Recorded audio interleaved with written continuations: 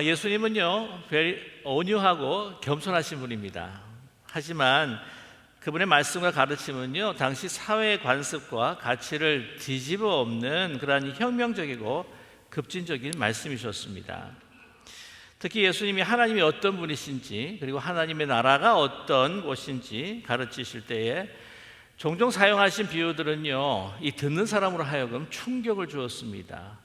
그냥 깜짝 놀라는 그러한 충격을 주었습니다.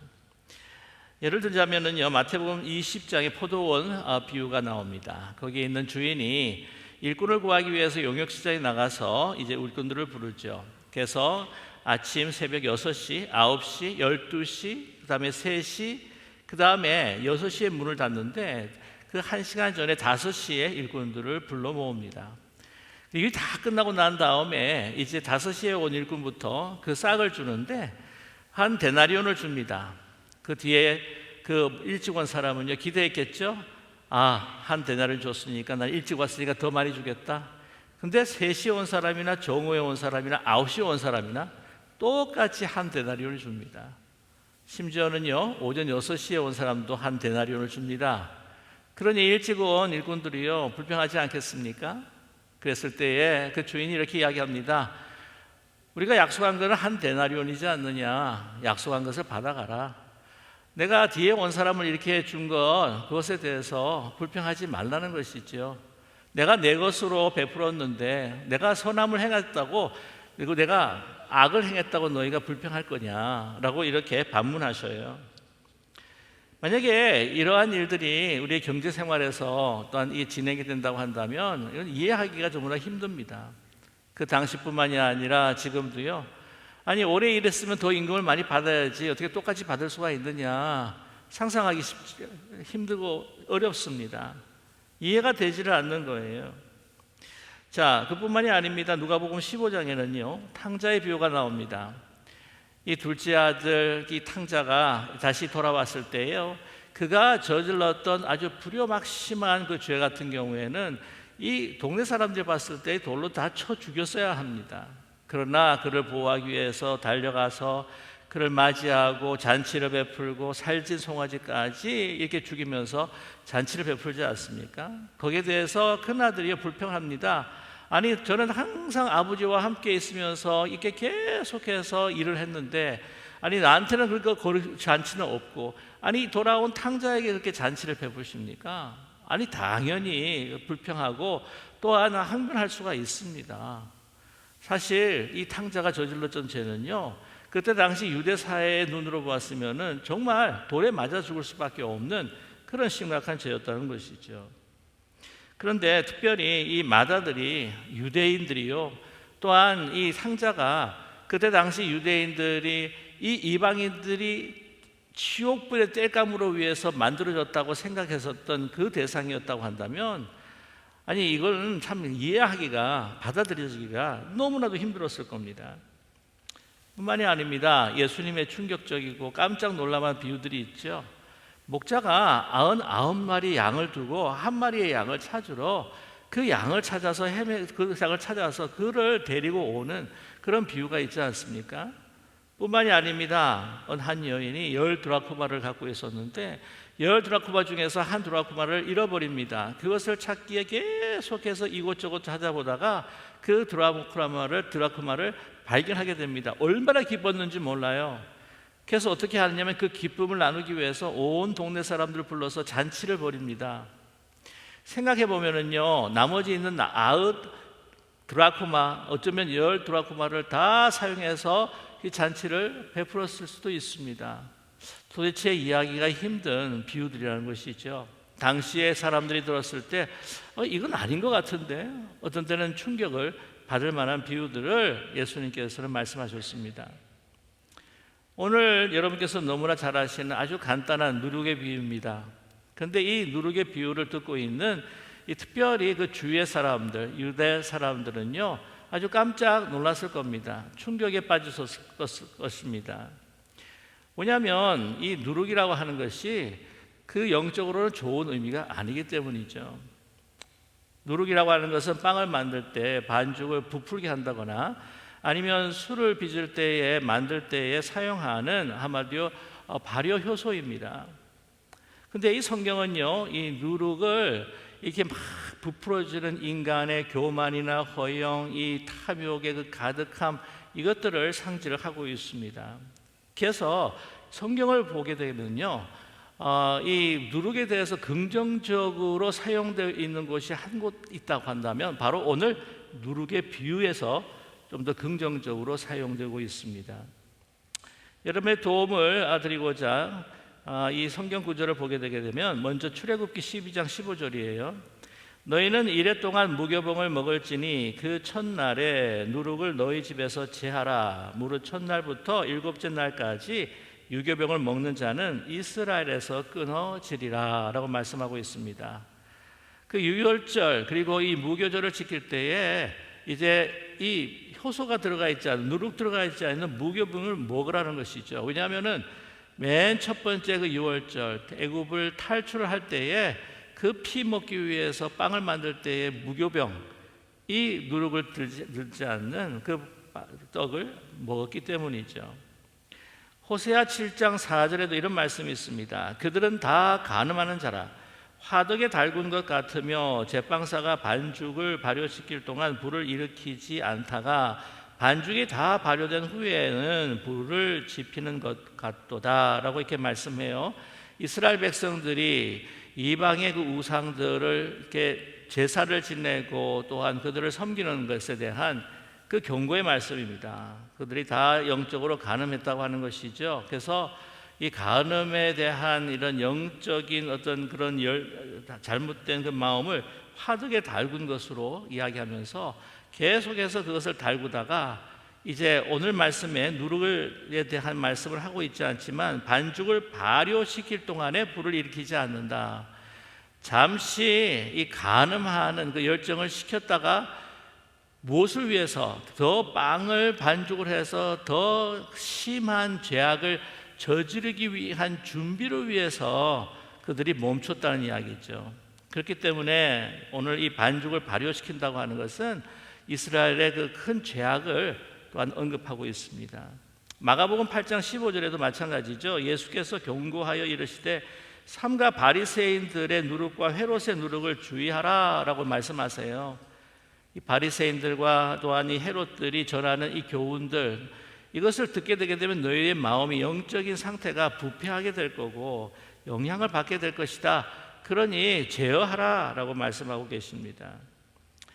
또한 고린도전서 5장 7절에서부터 8절을 보시면 바울 사도는 이렇게 누룩에 관해서 이야기합니다. 너희는 누룩 없는 자인데 새 덩어리가 되기 위하여 묵은 누룩을 내버리라.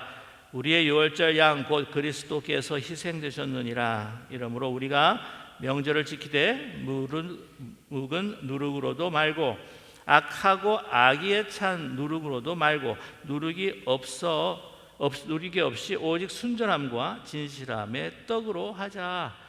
정말 순전하고 진실한 떡, 그것은 누룩이 없는 발효되지 않는 떡이라고 이렇게 말씀하고 있습니다. 그래서 오늘 말씀 보게 되게 되면 이 성경에 누룩이라고 하는 것은 영적인 부패를 바로 의미하고 있습니다. 우리 그 나라에는 누룩에 관한 그냥 은유나 그 격언들이 많지가 않습니다. 그래서 잘 이렇게 느끼지를 못하겠는데요.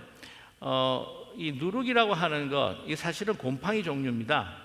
누룩 곰팡이라고 그렇게 이야기하죠. 그래서 우리가 말하면 하나님의 나라, 천국, 그리고 하나님의 나라는 이 누룩 곰팡이와 같다라고 이야기한다면 참 받아들이기가 쉽지가 않을 것 같습니다. 영어로 표현하면은 이것은 썩은 사과와 같다라고 이렇게 이야기할 수가 있겠죠. 하나님의 나라는 하나의 썩은 사과와 같다. 하나의 썩은 사과는 큰 바구니에 살짝 넣으면 그 바구니 모든 사과가 다 썩게 되는 것과 같다라고 이렇게 비유를 의역할 수도 있겠습니다. 좋은 게 아니라는 거죠. 자, 그런데 오늘 예수님께서는 이 누룩을 하나님의 나라와 같다라고 이렇게 말씀합니다. 그러니까 어리둥절한 거예요. 그뿐만이 아닙니다. 오늘 이 누룩을 넣는 이 장면을 보게 되면 이게 그렇게 긍정적인 이 장면이 아닙니다. 이 누룩을 여자가 서말가루에 갖다 넣었다고 그렇게 이야기하죠. 서말가루가 거의 한 40파운드가 됩니다. 그래서 이제 누룩을 넣게 되게 되면 다 이제 크게 조금만 넣어도 이제 다 발효되는 그 발효성, 확장성, 확대성을 우리가 잘 알고 있는데, 근데 그것을 어떻게 넣느냐면요, 그냥 갖다 넣었다라고 우리 성경에 나와 있지만 이게 헬라어로는 크립토라고 하는 단어를 사용합니다. 크립토라고 하는 것은 아주 비밀리, 눈치 못 채게, 다른 사람들이 알지 못하게 비밀스럽게 슬쩍 집어넣는 것을 바로 크립토라고 하죠. 여러분, 요즘에 크립토 하면 이제 좀 경제에 좀 상식이 밝으신 분들은 아마 좀 약간 귀가 약간 쫑긋하실 것 같은데, 요즘 크립토 커런시라고 하는 말 있죠. 암호화폐. 그래서 뭐 비트코인 같은 거, 뭐 이런 토큰 같은 거, 그런 것들이 있을 겁니다. 그런데 아무튼 이렇게 슬쩍 몰래 크립토 하면서 넣게 된 것이죠. 하나님의 나라라고 하는 것은 선하고 영광된 것이기 때문에, 아니 하나님 나라를 그냥 그대로 나타내고 정말 축제를 하고 보여주고 해야 될 것 같지 않습니까? 그런데 왜 이렇게 슬그머니 집어넣느냐는 것이죠. 여러분, 오늘 이렇게 누룩이라고 하는 것, 또한 또 슬그머니 집어넣는 이런 감추는 행위, 이런 것들을 볼 때에 하나님의 나라라고 표상할 수 있는 그런 단어와 의미가 아니라고 하는 것을 우리가 알 수가 있습니다. 그래서 2000년 전 당시에 그 예수님 당시에 유대인들에게, 듣는 모든 사람들에게는요, 아니 도대체 하나님의 나라의 비밀을 이야기하시는데, 하나님의 그 거룩성을 이야기하는데 왜 누룩을 이야기하고, 왜 이렇게 슬그머니, 이게 무슨 나쁜 것을 집어넣는 것도 아닌데 이렇게 슬그머니 집어넣는 그런 행위로 비유를 말씀하실까? 혼돈이 온다는 거예요. 하나는 거룩한데 하나는 부패했고, 아니 어떻게 이것이 조합이 될 수 있을까? 어떻게 이것이 연합이 되어서 하나님의 나라라고 하는 것을 드러낼 수 있을까? 아마 듣는 사람이요, 혼돈스럽기도 하고 고개가 가우뚱하고 마음이 별로 이렇게 언짢기도 하고 그랬을 거라는 생각이 듭니다. 그런데 또 한 가지는요, 부정적인 이미지가 하나가 있는 게 바로 여인입니다. 그 서말가루에다가 이제 그 누룩을 스며시 집어넣는 그 장본인, 그 주체가 바로 여인입니다. 제가 말씀을 드리지 않아도 예수님 당시에 그 여인의 위치라고 하는 것, 여인의 존재라고 하는 것을 굉장히 하찮은 것이 아닌 아주 이렇게 미흡한, 부족한 존재라고 하는 것을 여러분 잘 알고 계시죠? 특별히 유대 사람들은요, 특별히 하와가 이 뱀에게 속임을 받아서 그 다음에 남자에게 그 건네줬기 때문에 이 여인에 대한 그 창세기의 그 사건과 이야기 때문이라도요, 여인을 그렇게 높이지 않습니다. 뿐만이 아니라 그때 관습을 통해서 보게 되면은 여인은 하나의 소유물이라고 하는 거죠. 그래서 이 유대 남성들은요, 매일 아침에 일어나서 하나님 앞에 기도를 드리는 것이 있는데 이렇게 기도했습니다. 저를 이방인으로 태어나지 않게 하시고 종으로도 태어나지 않게 하시고 여자로 태어나지 않게 해주셔서 감사드립니다. 하나님 앞에 영광을 돌립니다. 그랬다고 그렇게 기도했습니다. 여러분 좀 여성들이 듣기에서는 좀 이렇게 아직 거슬리기도 하겠지만은, 그만큼 그 여인의 위치라고 가치라고 하는 것이 하찮았다는 것이죠. 그런데 그 여인이 이 비유에 나타난다고 하는 사실입니다. 그런데 오늘 왜 이런 하찮은 누룩, 하찮은 여인, 이런 하찮은 행동, 아니 왜 이런 비유를 통해서 하나님의 나라를 말씀하셨을까? 여기에는요, 예수님께서 이 비유를 말씀하시게 된 이유가 있습니다. 이 말씀하시게 된 어떤 사건이 있어요. 이렇게 말씀하신 그 발단이 있습니다. 그게 뭐냐면 누가복음 같은 장이죠. 이 비유를 이야기하시기 바로 전에 일어난 사건, 그것에 대해서 예수님께서 리플렉션 하면서 이 비유를 말씀하신 거예요. 그건 다름 아니라 누가복음 13장 10절에서부터 18절까지의 사건입니다. 안식일의 한 회당에 18년 동안 사단에 묶여서 허리가 꼬부러져 있는 여인이 들어왔는데, 그 여인을 예수님께서 발견하시고 부르시는 장면이에요. 치유하시는 장면입니다. 제가 이 설명보다는 말씀을 성경을 통해서 드리면 더 좋겠다는 생각이 들어서 누가복음 13장 10절에서부터 18절까지의 말씀을 읽어드릴게요. 잘 한번 들어보시고 한번 영상을 보시면서 따라와 주시면 감사하겠습니다. 예수께서 안식일에 한 회당에서 가르칠 때에 18일 동안이나 귀신 들려 앓으며 꼬부라져 조금도 펴지 못한 한 여자가 있더라. 예수께서 보시고 불러 이르시되 여자여 내가 내 병에 놓였다 하시고 안수하시니 여자가 곧 펴고 하나님께 영광을 돌리는지라. 회당장이 예수께서 안식일에 병 고치는 것을 분내어 무리에게 이르되 일할 날이 엿새가 있으니 그동안에 와서 고침을 받을 것이요 안식일에는 하지 말 것이니라 하거늘 주께서 대답하여 이르시되 외식하는 자들아 너희가 각각 안식일에 자기의 소나 나귀를 외양간에서 풀어내어 이끌어가서 물을 먹이지 아니하느냐. 그러면 18해 동안 사단의 매임받은 이 아브라함의 딸을 안식일에 이 매임에서 푸는 것이 합당하지 아니하냐. 예수께서 이 말씀을 하심에 모든 반대한 자는 부끄러워하고 온 무리는 그가 하시는 모든 영광스러운 일을 기뻐하니라. 그러므로 예수께서 이르시되 하나님의 나라가 무엇과 같을까? 내가 무엇으로 비교할까? 라고 말씀하시면서 첫 번째는 겨자씨에 대한 비유를 말씀하시고 두 번째 이 누룩에 대한 비유를 말씀하시고 있습니다.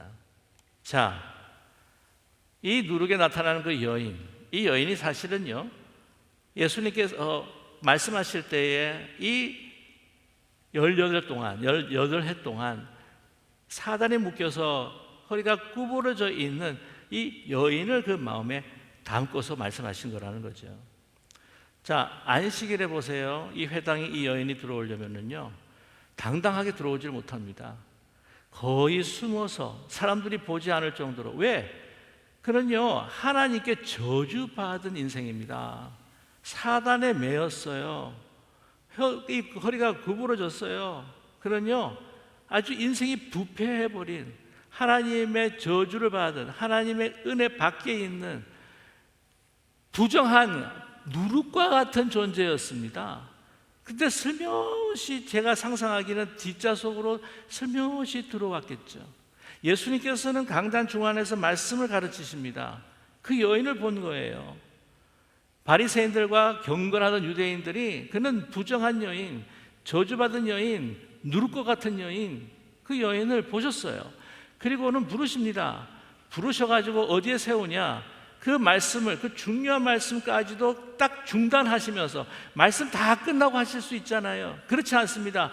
얼마나 그 여인이 그 마음의 고통과 아픔을 가지고 있는지 공감하셨는지 그 중요한 설교를 중단하시고 그 여인을 이 중앙에 부르셔요.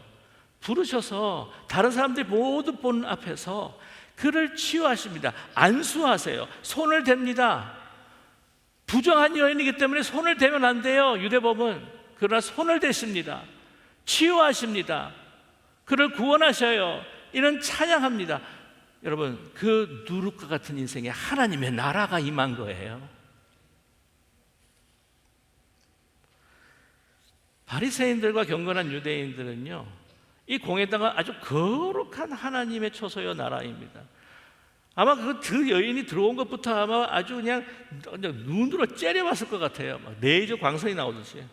이 거룩한 자의 이 저주받은 여인이 돌아왔다는 것에 대해서 세상은 악하고 세상은 하나님을 속해 있지 않고 이 회당이 하나님께 속해 있다고 그런 생각을 하면서 뭐가 거룩하고 뭐가 부정한지 잣대로 그대로 그어서 어느 것이 부정한 것이고 어느 것이 거룩한 것인지 재면서 어떤 이가 거룩하고 어떤 이가 부정한, 이 벽을 치고 줄을 지었던 그 사람들 앞에서 그 누룩과 같은 인생을 부르셔서 하나님의 나라가 임하신 것을 보여주고 있다는 거죠. 보세요. 그를 뭐라고 일컫냐면 16절에 보면 아브라함의 딸이라고 일컫습니다. 아니 안식일에 안식일을 범하지 않기 때문에 다 안식일에 병 고치는 걸 금했던 상황이라 6날이 다 있는데도 불구하고 아니 왜 꼭 하필이면 안식일날 이렇게 고치느냐? 그랬을 때 예수님이 뭐라고 그랬어요? 너희들 갖고 있는 낙이나 소나 염소 같은 애 다 안식일에도 물 먹이 위해서 끌고 나가지고 물 먹이지 않느냐. 심지어 18년 동안 사단에게 매임받아서 꼬부라져서 고통당하는 그가 아브라함의 딸인데, 그런요 바리새인들과 회당장과 유대 사람, 그 경건한 유대인들은 그녀를 그냥 부정한 누룩과 같은 저주받은 인생이라 생각했지, 하나님께서 사랑하신 아브라함의 딸, 하나님의 나라를 임하게 하시기를 원하시는 바로 귀중한 생명으로 생각하지 않았다는 겁니다. 시야를 뒤집어 버린 거죠. 그래서 그걸 고침으로 인하여서 그녀가요 하나님 앞에 영광을 돌립니다.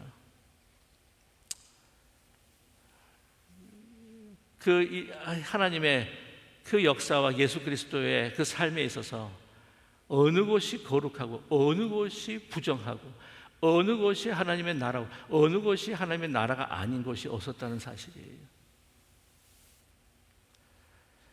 여러분, 그래서 이 비유라고 하는 것, 한 여인, 그 누룩, 너무너무나 하찮은 인생 같지만 그것이 바로 하나님의 나라, 복음을 통해서 그 삶 가운데 하나님의 나라가 임할 때는요 하나님의 그 영광이 드러나는 삶이 된다고 하는 것을 우리에게 분명히 말씀해 주고 있습니다.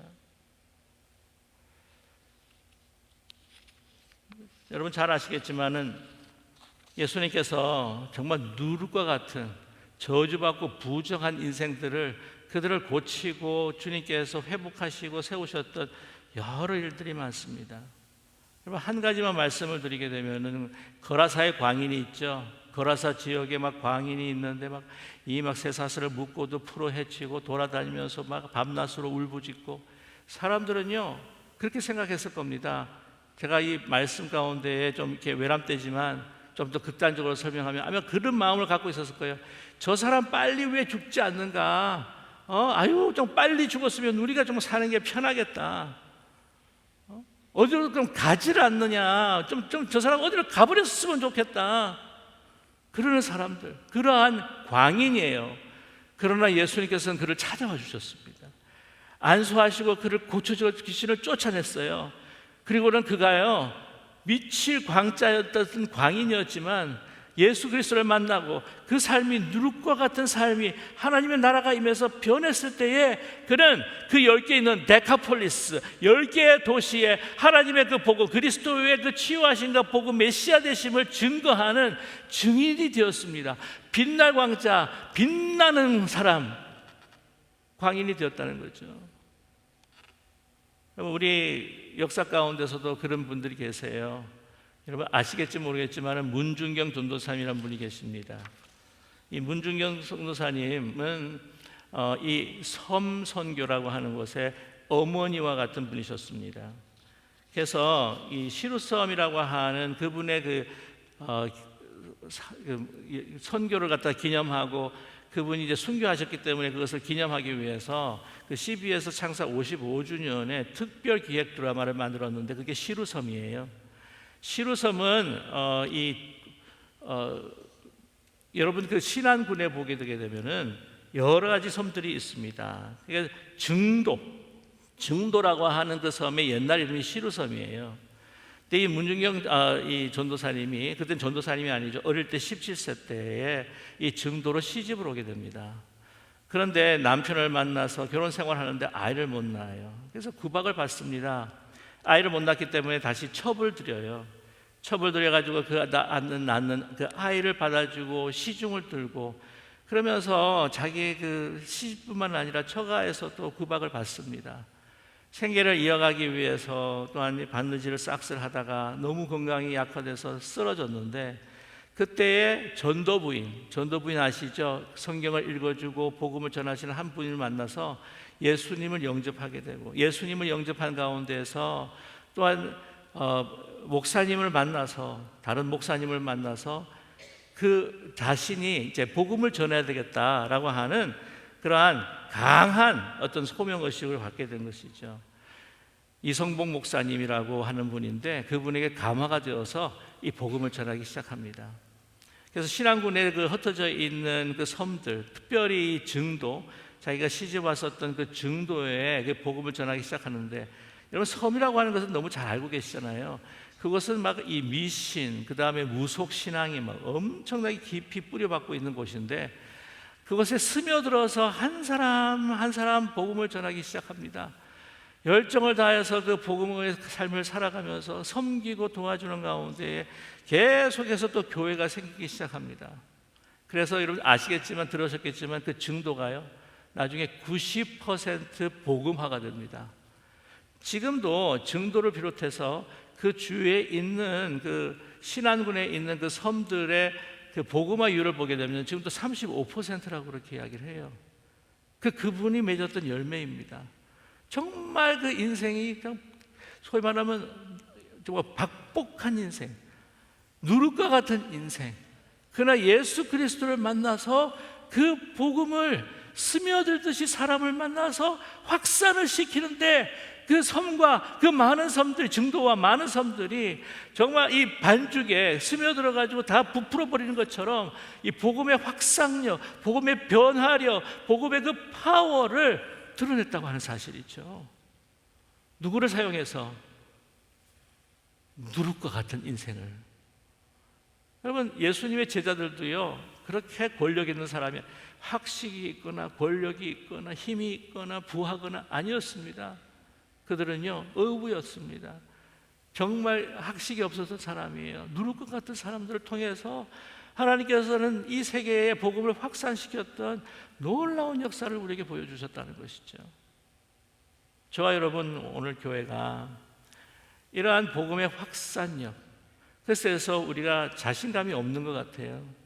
세상이 악해서 믿지 않을 거고, 세상은 악하기 때문에 우리는 이 교회 안에서, 하나님의 나라 안에서 우리가 구원받고 행복하고 복되면 그걸로 됐지 라고 우리는 그것으로 만족하고 일단 우리 마음 가운데 그 충만함을 느끼고 있는 것은 아닙니까?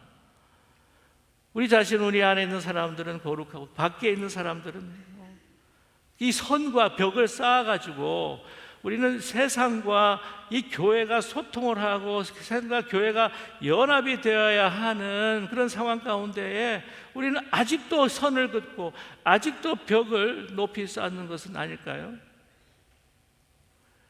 아니, 또 우리가 무슨 힘이 있습니까? 우리 교회가 이 세상의 거대한 코퍼레이션들, 또한 기업들, 또한 그 단체들, 그게 비하게 되게 되면 우리는 정말 그렇게 힘이 별로 없는 것 같은데, 아닙니다. 우리에게는 하나님께 주신 그 놀라운 능력의 복음이 우리에게 있는 줄로 믿습니다.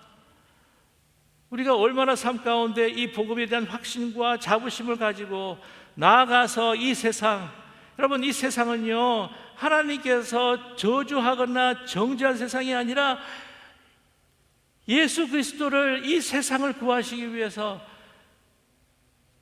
하나님께서 우리 이 세상을 사랑하사 독생자를 주셨으니, 세상을 사랑하셔서 예수 그리스도 독생자를 주신 이 세상입니다. 우리의 가지고 있는 복음들을 이 세상과 함께 같이 누려야 할 하나님께서 주신 너무나도 놀라운 특권이 있는데도 불구하고 우리는 그냥 담을 쌓기도 하고 줄을 그어버리기도 하고, 우리 자신을 보면서 우리는 별로 하찮은 사람이기 때문에 복음을 전해도 이 세상이 들으지 않을 거야, 세상이 거부할 거야. 우리 자신이 이 복음에 대해서, 우리 자신에 대해서 폄하하고 있는 것은 아닐까요? 여러분, 복음에는 정말 누룩이 하나님의 나라가 되는 변화력, 감화력, 전파력, 확장력을 가지고 있다고 하는 사실을 잊지 않은 우리 모두가 되기를 간절히 소망합니다. 우리 참 요즘에 정말 믿지 않는 사람 전도하기가 힘들죠.